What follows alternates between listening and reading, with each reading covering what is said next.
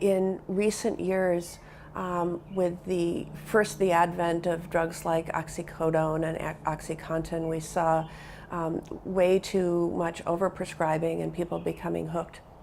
But when the medical community began to understand how addictive these painkillers were and started reining in their own practices, we saw people who were addicted turn to heroin. And then when synthetic fentanyl came onto the scene, we've seen just a wholesale epidemic. In the last year for which we have figures, over 1,400 Wisconsinites died of overdoses in 2022. Over 1,400. And the vast majority of those were because of fentanyl, which is many, many times more powerful than heroin.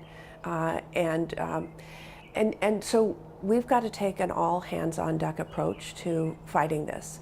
One bill that we were recently able to pass was called Fend Off Fentanyl, which looks at the whole supply chain. It looks at the precursor chemicals that come from China, and then the pill mills run by the cartels in Mexico, and then how they come into our country.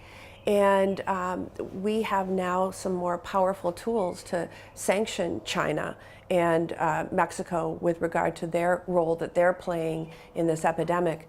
But we have got to strengthen the security at our southern border, something that we've worked on a bipartisan basis to craft really strong legislation to do so. And we've got to get that legislation across the finish line because this is just a devastating epidemic.